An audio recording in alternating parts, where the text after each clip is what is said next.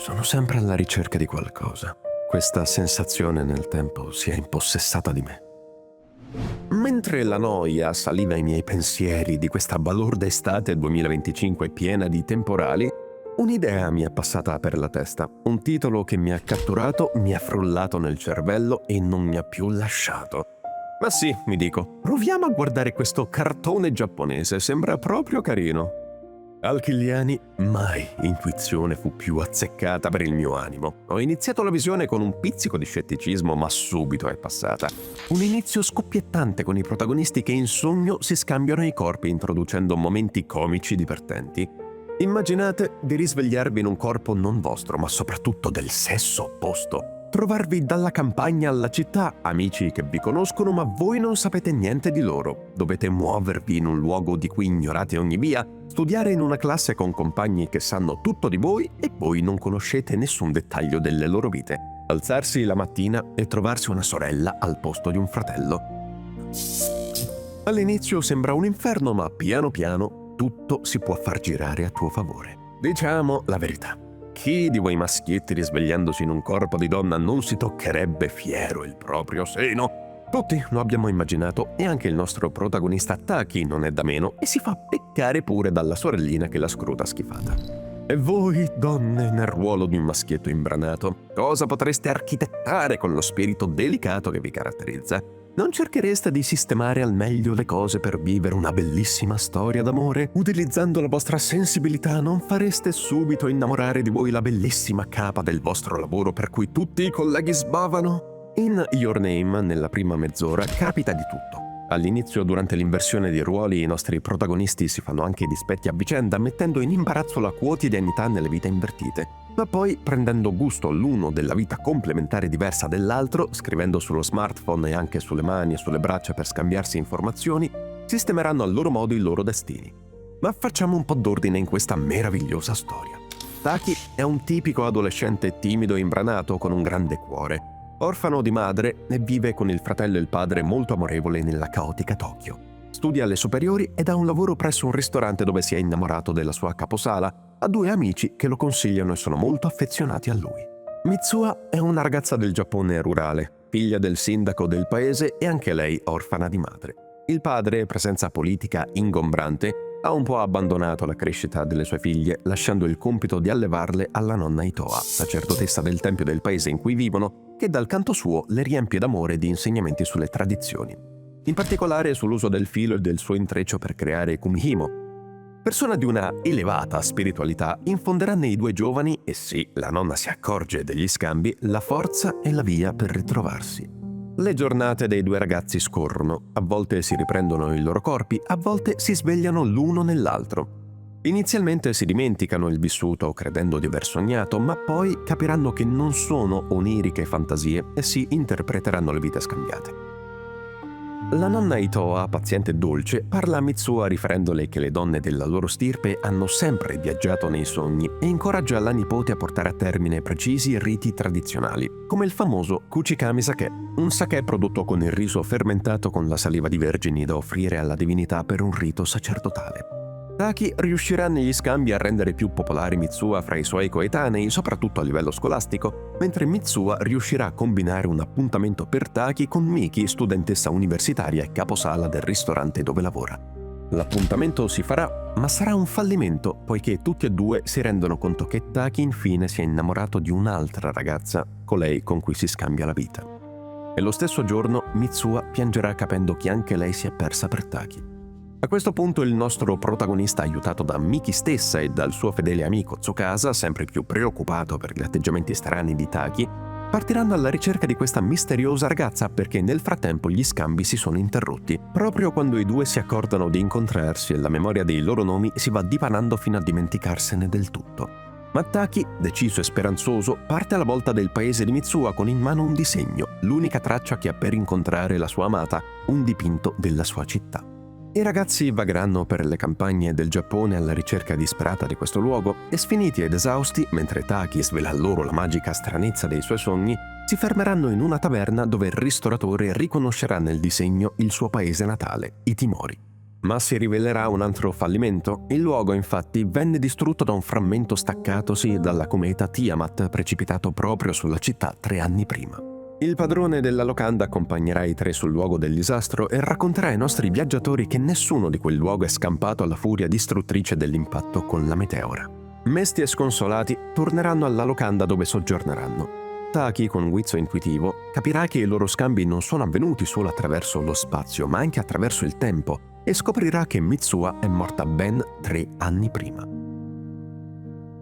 La scoperta non sconforterà Taki, che, riprendendo frammenti della sua memoria, si porterà nel santuario del dio Musubi e, entrato nel luogo sacro, decide di bere il Kuchikami Sake preparato da Mitsuha e che da lui, nei panni di lei, era stato lasciato lì come offerta. Magicamente, superando gli ostacoli dimensionali, i 2 si ritrovano sulla cima del cratere durante il crepuscolo, riuscendo finalmente a toccarsi e vedersi. E parlandosi, Taki avviserà Mitsuha dell'imminente catastrofe, riuscendo anche a scriverle sulla mano, in uno struggente momento magico, i sentimenti che prova per lei. Ma non potrà scrivere il suo nome perché il tramonto è alle porte e l'incantesimo svanisce. Non riuscendo nell'atto di trascrizione, con il tempo e gli accadimenti i 2 non dimenticheranno i loro nomi, ma Mitsuha, dopo questo evento, sarà consapevole di dover salvare le vite del suo villaggio, mentre Taki tornerà a Tokyo dove prenderà la laurea annebbiato nei ricordi ma con una costante sensazione di ricerca di qualcuno nella sua vita. Dopo varie peripezie, Mitsuha, insieme ai suoi compagni Katsuhiko e Sayaka, complici fedeli aiutati dalla conoscenza del paese e dalle loro capacità, uno armeggia gli esplosivi, l'altra riesce a connettersi via radio agli altoparlanti del paesino, e con l'aiuto dell'inflessibile padre di Mitsuha, che si convincerà delle parole della figlia, riusciranno a cambiare il futuro e a salvare tutte le persone del paese. A questo punto potremmo pensare ad un giusto lieto fine, ma il destino è beffardo. I protagonisti hanno vaghi ricordi di qualcosa successo nelle loro vite. Non ricordano, ma hanno sensazioni del passato. Fino a che, 8 anni dopo lo schianto della cometa e 5 nel presente di Taki, i 2 si incrociano nello sguardo nei finestrini della metro e, rincorrendosi l'un l'altro dopo vari sfioramenti, riusciranno a incontrarsi sulla scalinata e finalmente arriverà la fatidica domanda: qual è il tuo nome? Un anime, una vera poesia sull'amore che supera lo spazio e il tempo, diviso nettamente in 3 filoni. Prima parte molto divertente, una seconda drammatica, una terza epica e risolutiva, che avvolge lo spettatore con una colonna sonora magnifica che asseconda perfettamente il ritmo e i dialoghi del film e dei personaggi. Musiche che ti coccolano, ti divertono e ti stravolgono l'animo. I colori, le animazioni, la fotografia, con grandi panorami magnifici sia della campagna giapponese che della caotica Tokyo, riescono ad immergerti direttamente nella storia dei 2 ragazzi, facendoti sentire parte di essa. E tu ti senti parte di Alkill? Questo collettivo ti offre contenuti sempre nuovi e di qualità sopraffina.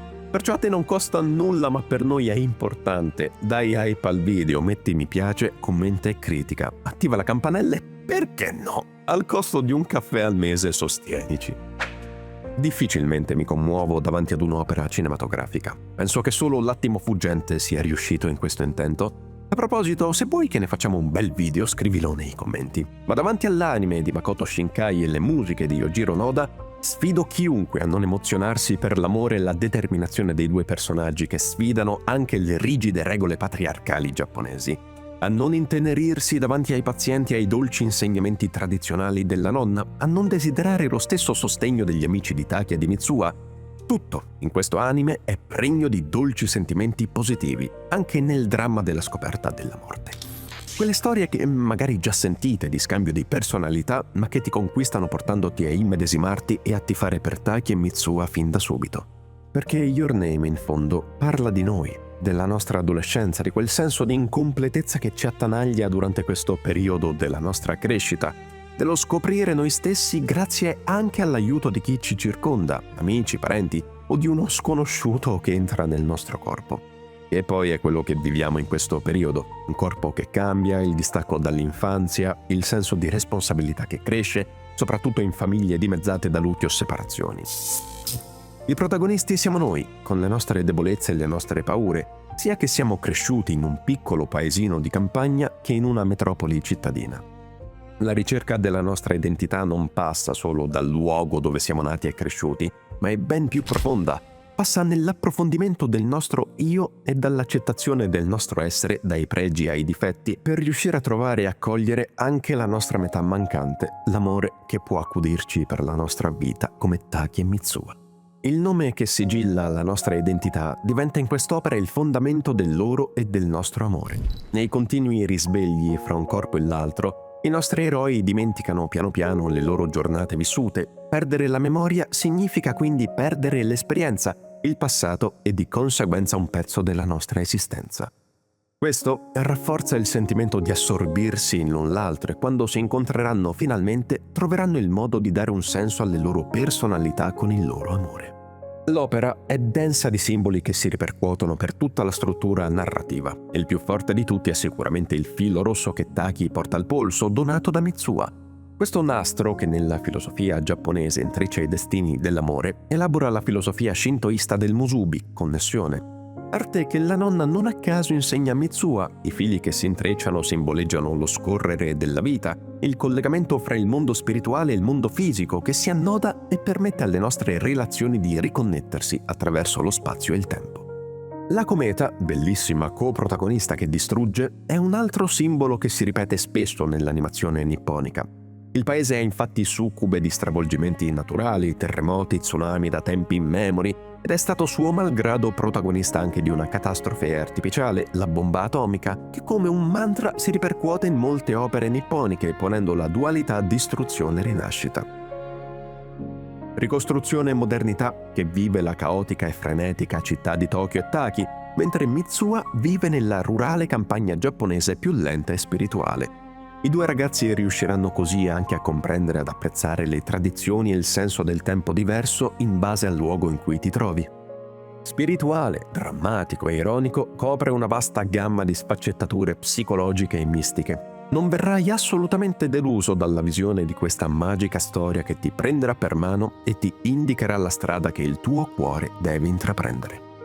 In un mondo sempre più frenetico, dove anche un incontro fortuito, perché solo alla fine capiamo che i due si sono incrociati, scontrati sulla metro di Tokyo prima dell'incidente della cometa, il regista ci accompagna con il motto che l'amore vince su tutto, viaggiando parallelamente sui binari della memoria e del tempo, incastrandosi perfettamente nel rapporto amore-odio fra i due protagonisti che perdono i loro ricordi ma non l'essenza del loro amore.